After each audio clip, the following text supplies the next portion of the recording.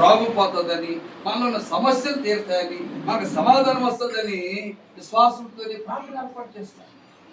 ఏమైనా కానీ చూడండి, కీర్తన కూడా ఒక మాట చెప్తున్నాడు. కీర్తన గ్రంథము 89వ అధ్యాయం 48వ చూస్తే, మరణము చూడక బ్రతుకు నరుడెవడు, పాతాళం యొక్క వశము కాకుండా తను తాను తప్పించుకొనగలవాడు ఎవడు? మరణము చూడకుండా బ్రతికే నరుడు భూప్రపంచంలో ఎవరు లేరు. నరుడిగా పుట్టిన పరిశుద్ధ నరుడిగా పుట్టిన ప్రభు యేసు క్రీస్తు ప్రభు కూడా శరీరానుసారంగా మరణించక తప్పలేదు. మరణం అందరికీ సంప్రాప్తం అవుతుంది. అయితే మరణించిన తర్వాత నెక్స్ట్ మన యొక్క మరి జీవితం ఏమిటి అని ఆలోచించుకొని జీవించాలి. అందుకన్నా మరి జ్ఞాని సొలొమోను, యవనుడా యవన కాలమందు తిను త్రాగు సుఖించు సంతోషించి ఎంజాయ్ చేయి, కానీ దానిని బట్టి తీర్పు ఉన్నదని ఒక్కసారి అర్థం చేసుకో. యవనస్తులు చాలా మంది ఉన్నారు, ఎంజాయ్ చేసేవాళ్ళు, సంతోషంగా ఆనందంగా జీవించేవాళ్ళు చాలా మంది ఉన్నారు, కానీ వాటిని బట్టి తీర్పు ఉన్నదని ప్రతి ఒక్కరు తెలుసుకోవాలి. ప్రతి ఒక్కరు కూడా మరణం అందరికీ సంప్రాప్తం అవుతుంది. అయితే మరణం రాకముందే మన జీవితాన్ని సరి చేసుకునేవాడే ధన్యుడు. ఏ ధన్యతంటే మరణం రాకముందు మనసు మార్చుకొని, హృదయ తలంపులు మార్చుకొని, ప్రార్థనా జీవితాన్ని కలిగినటువంటి వాడే పరలోక రాజ్యానికి వెళ్తాడు, నిత్య జీవానికి వెళ్తాడు, శాశ్వత రాజ్యానికి వెళ్తాడు. దానిని వైకుంఠం అంటారు, కైలాసం అంటారు. ఈ కైలాసం అనేది, వైకుంఠం అనేది, పరలోకం అనేది మనం సంపాదించుకోవాలంటే మరణము మనకు రాకముందే మన మనస్సులో యేసయ్యకు చోటు ఇవ్వాలి. దేవునికి స్తోత్రం. కొంతమందికి కులానికి చోటిస్తారు, కొంతమంది బంధుత్వానికి చోటిస్తారు, కొంతమంది డబ్బుకు చోటిస్తారు, కొంతమంది రాజకీయానికి చోటిస్తారు, కొంతమంది పాపానికి చోటిస్తారు, కానీ యేసయ్యకు చోటిచ్చేవారు లేరు. దేవునికి స్తోత్రం. అందుకే యేసు ప్రభు ఒక చోటికి వెళ్ళి అన్నాడు, స్థలమీయుడి అన్నాడు. ఏమన్నాడు? స్థలమీయుడి. అక్కడ ఏడ్చేవారు ఉన్నారు, మరి కన్నీరు కాచేవారు ఉన్నారు, ఏమంటే శివుడి కాచేవారు ఉన్నారు, దుఃఖంతో ఉన్నారు, ప్రలాపించేవారు ఉన్నారు, చప్పెట్టు కొట్టేవాళ్ళు ఉన్నారు, రకరకాలుగా మరి దుఃఖించి ఏడ్చే వాళ్ళందరూ ఉన్నారు. కానీ అక్కడ ఎవరికి చోటు లేదు, యేసుకు చోటు లేదు. కనుక ఆ యాయిరింటికి వెళ్ళిన తర్వాత యేసు ప్రభువు చోటు ఇయ్యడని చెప్పినప్పుడు, ఆ స్థలం ఇయ్యడని చెప్పినప్పుడు యాయిరు వచ్చి వాళ్ళందరినీ బయటికి పంపించి యేసయ్యకు చోటిచ్చాడు. కనుకని అప్పుడు యేసు ప్రభు వారు లోపలికి వెళ్ళి, దళితాకు మీ చిన్నదానా లెమ్ము అనగా ఆమె లేచి కూర్చున్నట్టుగా లేఖనాల్లో చూస్తున్నాం. ఆ వచ్చిన బంధువులందరూ ఆశ్చర్యపోయారు. ఇప్పటి వరకు మరి మరణం అనే పడక మీదే ఉంది కదా, సరిపోయింది కదా, ఎన్నో గంటలు మనం చూస్తున్న కల్పిన కథ లేదు. కానీ యేసు ప్రభు ఒక్క మాట సెలవేయగా ఏమైందట, నిద్రించుతున్నామే. అక్కడ యేసు ప్రభు ఈ చిన్నది నిద్రించుతుంది కానీ సరిపోలేదంటే హేళన చేశారు. రక్షణ సువార్త విని కూడా కొంతమంది హేళన చేస్తారు. తర్వాత వాళ్ళకి తెలుస్తారు. యేసు ప్రభు అన్న మాటను బట్టి హేళన చేశారు. యేసు ప్రభు లోపలికి వెళ్ళి దళితాకు చిరుదారాలు ఇవ్వమని చెప్పగా ఆమె లేచి కూర్చున్నప్పుడు నవ్విన వాళ్ళంతా నోటి మీద వేసుకున్నారు, పల్లికిలిచిన వాళ్ళంతా సిగ్గుపడ్డారు. అద్భుతాలు చేసే దేవుడు, ఆశ్చర్య కార్యాలు చేసే దేవుడు.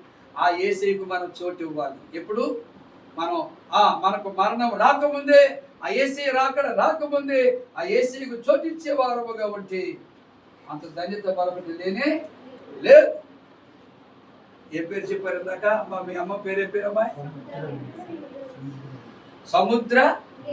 సముద్రవేణి గారు మరి రక్షణ పొందిందో లేదో తెలియదు. కానీ కాబట్టి మనడన్నా చెప్పాడో, మనరాలు చెప్పిందో, లేదా తల్లుడని చెప్పాడో, కూతురని చెప్పిందో చెప్పలేదేమో, కానీ వీళ్ళ మాత్రం దేవుళ్ళు ఎక్కడుంటాడు.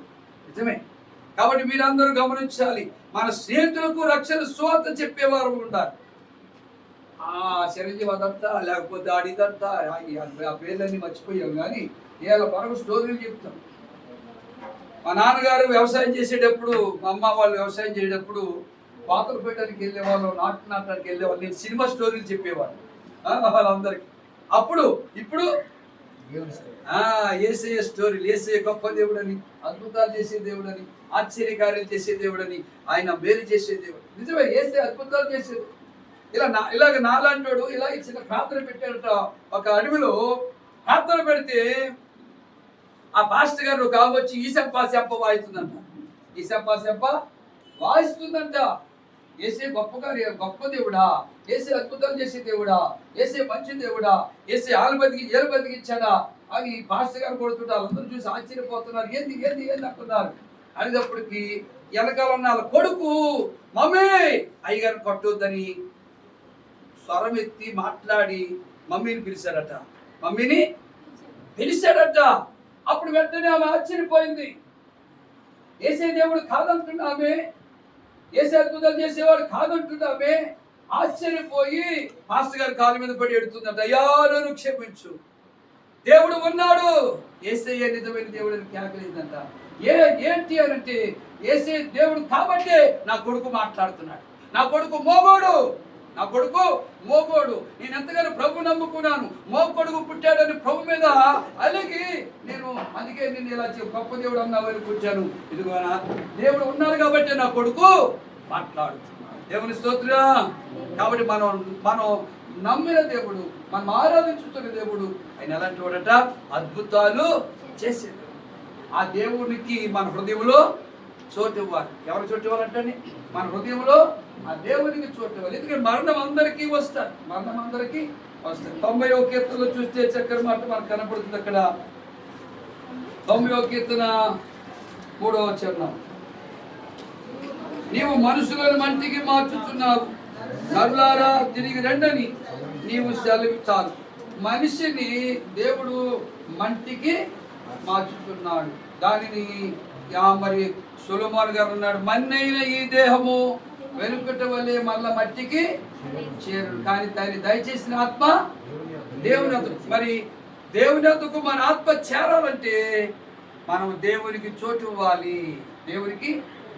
దేవుని వాక్యం మన హృదయంలో భద్రం చేసుకోవాలి. కీర్తనకారుడు అంటున్నాడు కదా, నీ ఎదుట నేను పాపం చేయకున్నట్లు నీ వాక్యం